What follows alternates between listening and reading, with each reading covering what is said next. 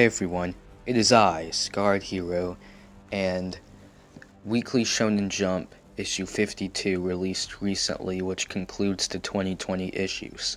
So, I'm going to rank every single series that was in the magazine this year, out of all the ones I've read. I will only be counting series out of the chapters that came out this year. So if a chapter came out in the previous year, it doesn't count. But every chapter this year is fair game. And this will include Axe series that I've read and just pretty much everything. I won't be including any one-shots though. So, yeah. However, there are some series I think that I haven't read, so I can't really properly place them in this list. These series are the following: One Piece, Haikyuu, Yuna and the Haunted Hot Springs, Demon Slayer Kimetsu no Yaiba, The Promised Neverland, We Never Learn, Dr. Stone, Akdaj, Chainsaw Man, Samurai 8, The Tale of Hachimaru, Beast Children, Tokyo Shinobi Squad, Mitama's Security, Spirit Busters, Dr. Stone Reboot, Byakuya, and Burned Witch. I know a lot of these series are some of the most popular ones, the ones that have concluded this year, and I do know that. However, maybe look at this as a suggestion because many of the newer titles are on my list. So maybe think of this video more of almost a recommendation of anything that has potential, was really good this year, something you may not have read and you should check out. But yeah, so in those series, a lot of them I am reading, like One Piece, I'm at the Fishman Island arc. Haikyuu, I'm in anime only, haven't gotten to Yuna. Demon Slayer, I'm up to volume 8, etc. A lot of them I have read, just not the 2020 issues, which is why they aren't included, or at least not all, not enough of them in some cases. I read chapter 1 of the Dr. Stone reboot, and then 2 chapters of Burn the Witch, and decided I'd just wait for the anime, which I still haven't seen yet. But yeah, now that's enough of the long introduction. We'll start with number 21, Our Blood Oath. I don't really like Our Blood Oath, it's just not really my thing. Don't have a lot to say about it. Number 20, A Gravity Boys. The humor in it is just not really for me. Dropped that one after chapter 2. I dropped Our Blood Oath after chapter 3, by the way.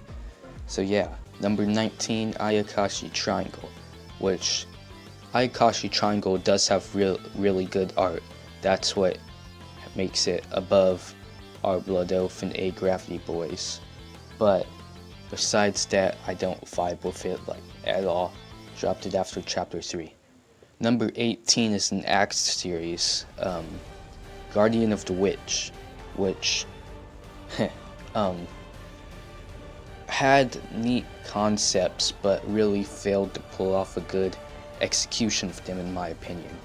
The first chapter pretty much gave me Attack on Titan vibes with the whole humanity inside the wall setting, and it just didn't really pull anything off significantly well, which is probably why it got cancelled.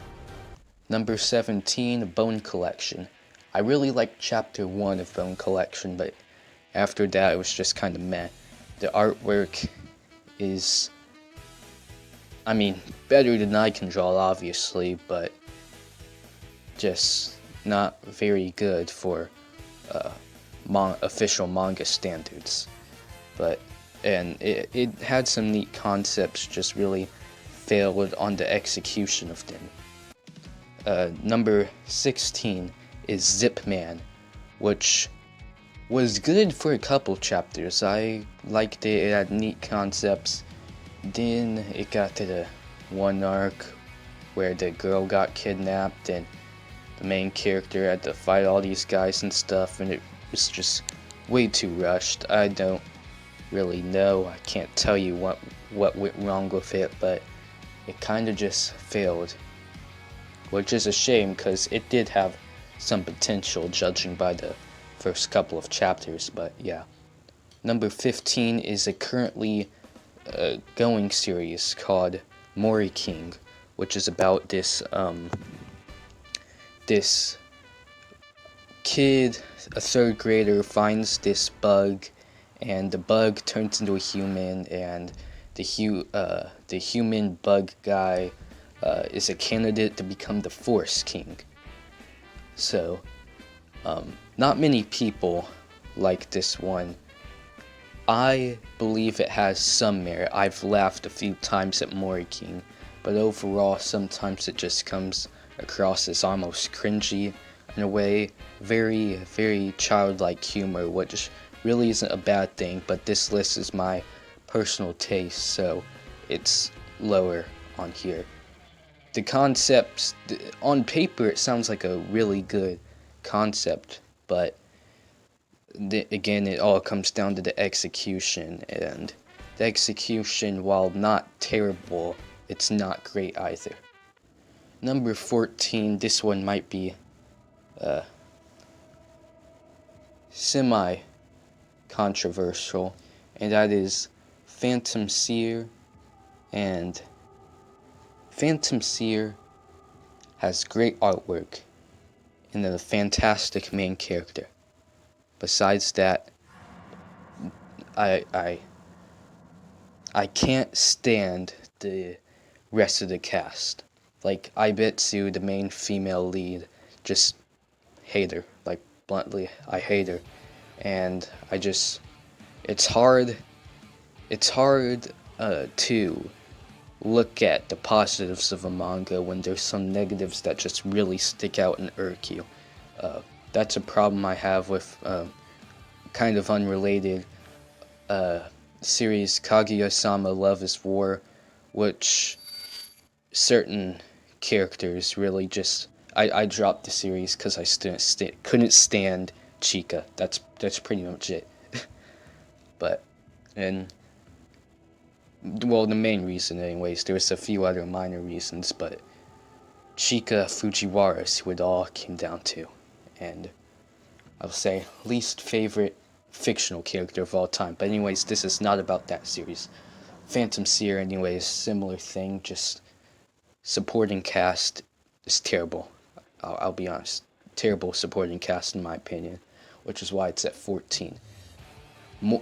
I forgot to mention, starting at Mori King are series that, well, I guess all of them besides the axed ones, I think have some merit and some people would like them. If you like ecchi Ayakashi triangles for you. If you like over-the-top comedy, A-Gravity Boys, Mori King almost has a childish level of over-the-top comedy, but yeah, you may or may not like it. Phantom Seer, I think many people will like, and the reasons I don't really care for it are more personal. So, I recommend Phantom Seer. I'll say that. I'll recommend Phantom Seer to any Battle Shonen fan or horror fan. Number 13 is High School Family, which is an interesting series about this boy who's going to start high school, and then his entire family announces they're going with him. His mom, dad, a little sister, and cat. And it's funny. I've laughed a few times at it. It's funny, like, just really funny scenarios. It's like funny in a random way, and I like how it pulls it off. I think it executes the random funniness very well, unlike Mori King. I don't think it's for everybody at all, but I'd personally put it at number 13 just because, you know, how much it's made me laugh. It's entertainment value to me, and the characters are all likable. So yeah, number 13, High School Family.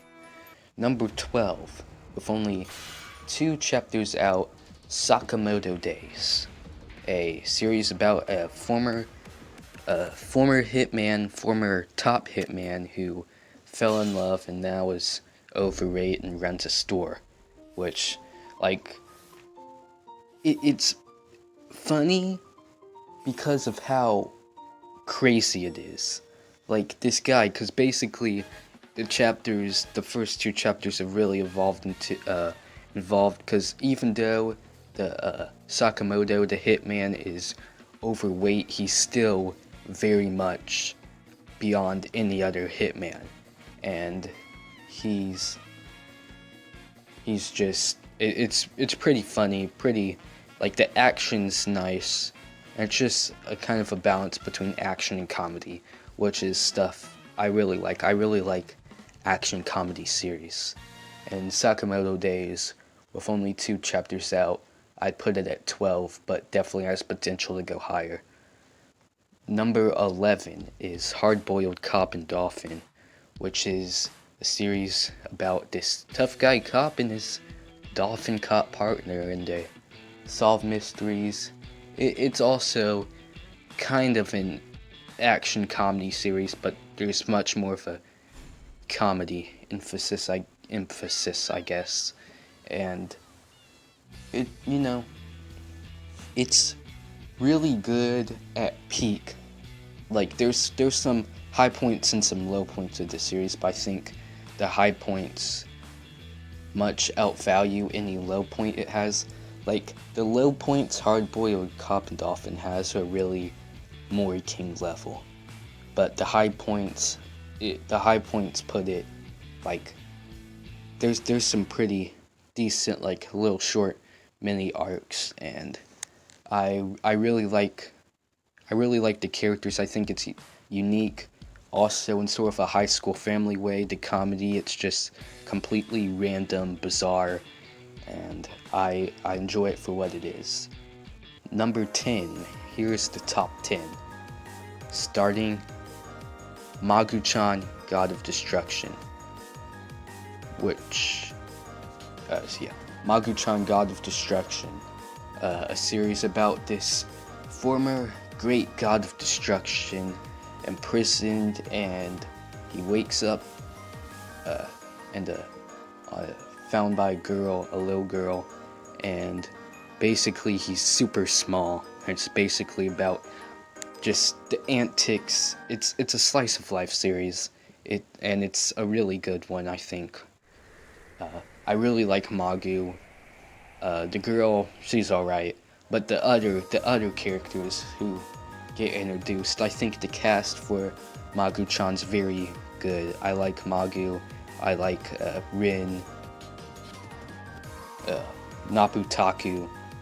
There's this guy who is descended from the people who imprisoned Magu-chan originally, and he's still trying to stop the Gods of Destruction. I really like him too. It's a decent series. I think if you're a fan of slice of life, you should definitely read it. It's kind of, it's a mixture of, that just cute, funny, just chill feeling, and if you're reading a lot of, like, action heavy series like Jujutsu Kaisen, Chainsaw Man, My Hero as of late, stuff like Magu-chan really helps to kind of, put that balance in the magazines, like, action-packed stuff I'm reading, let me just chill out now with some Magu-chan, and I think it does that well. Number 9 is this new series with only 3 chapters out, Build King. There's a bit of controversy behind Build King, which I will not address, but Build King is a very good manga in my opinion, with only 3 chapters out, has a lot of potential, very unique concepts. The art is pretty good. I know I've seen some complaints about the main character's design, but the art, I think, is good. And the story, it can go so many ways. From what I heard, I haven't read Toriko or anything, but from what I heard, Toriko was insane in the world building aspect, and Build King has the potential. I can see to be very much a an amazing world of characters, and it gives you a classic feeling. Like, it reminds you of stuff like the original Dragon Ball, early One Piece, Dragon Quest: The Adventures of Dai, and it has kind of that feeling, classic adventure shonen, and I really enjoy that. It it, it if I were to, it reminds me of a mix of, I guess, Hunter x Hunter and well, I say Black Clover because the main character, and I guess his brother, but not really brother, their relationship kind of reminds me of Yuno, except Yuno's much better than the other guy. The other guy's kind of like a little kid, cries a lot and stuff. But, I mean, it's only 3 chapters in, so you can't really judge too much. But yeah, Build King has a lot of potential. Check it out if you're willing to. I understand some people might not want to due to the controversy surrounding the author, but I recommend Build King. Number 8 is Undead Unluck, a very popular series for a newbie. Well, yeah, newbie, I guess. Doing quite well for itself, and it's definitely here to stay. Undead Unluck, it's about this guy who can't die, meets this girl who has the power to, with physical contact with people, can cause strokes of unluck, and the immortal guy, has hopes that if he, kind of builds a relationship with her, and that maybe she has the potential to end his life because he's been living for far too long, apparently. And the premise, while it sounds good, where this series really shines is just how insanely creative it is. Like, everything about it, it's like, what? Like, unprecedented. Yeah, I'm terrible at pronouncing things, but you guys know what I'm saying. So yeah, it's just very good. Lots of, I think I think it'll definitely be pretty big. It's already heading there, so if you haven't read it already, I recommend Undead Unluck. The next series is probably a bit sad, because it is an axed series, but I did really enjoy it during 2020, so I put it at number 7, Time Paradox Ghost Rider, a series about this struggling manga artist looking for ideas, trying to get into Shonen Jump, and one day lightning strikes his apartment, gives him a magazine of Jump 10 years in the future. As I was saying, Time Paradox Ghost Rider, basically this guy's microwave gives him an issue of Shonen Jump from 10 years into the future, which is debuting this new series, and the magazine disappears, so he's led to believe that due to his lack of sleep at the time, he must have randomly came up with the idea. He submits it. Ooh boy, sorry for the repeated cuts. He submits the story idea to the Shonen Jump editorial department, and they say it's amazing. They sign him up for a series right away, and it's a hit. But he comes to realize that this idea wasn't his, and it belonged to another person who already had the idea in his time. So he meets this girl. Basically, conflicts happen. It's great. It was great until it got rushed towards the end, and I think if it was, I like Time Paradox Ghost Rider. It was great. Shame that it was canceled, but that's how it is sometimes. So yeah, that's anyways, Time Paradox Ghost Rider is my number 7. Number 6, a comedy series, Me and Roboco. Let me tell you, this series is fire for a gag manga. Absolute, it's wonderful. It's amazing. You're just gonna have to read it yourself. It's right up my alley in comedy. It's very heavy in just parody and meta humor, and not every chapter's great. Like there are a couple chapters I was like, yeah, but most chapters are hilarious. Me and Roboco, definitely at least give it a try. If you're somewhat interested in gag manga, give me and Roboco a try. I beg you. Now getting into the top 5. My personal top 5 best weekly Shonen Jump series during the 2020 issues. Number 5, Mashal, Magic and Muscles. Very popular for a series that came out this year. It's doing great sales-wise, relatively, and it's just great. There's plenty of other. You can find a synopsis on Mashal anywhere. I'll just say I recommend it, and it's very good. Great action comedy. It's funny. It's hype. It's everything. Pretty much right up my alley. So yeah, it's number 5 on this list. So, if a series that I praise that much is number 5, you may be wondering, what 4 series could possibly be higher? Let's start with the number 4, Jujutsu Kaisen. Absolute fire chapters this year. Yeah. People know Jujutsu Kaisen. Like, just, man, it was great. It's just a great series. So, out of all the chapters that came out this year, I put it at number 4, Jujutsu Kaisen. Number 3, series that needs no introduction at all, My Hero Academia. This current arc, anybody who's reading this manga, this current arc is amazing, and most people would agree with me. For once. But yeah, My Hero Academia, just absolutely insane developments.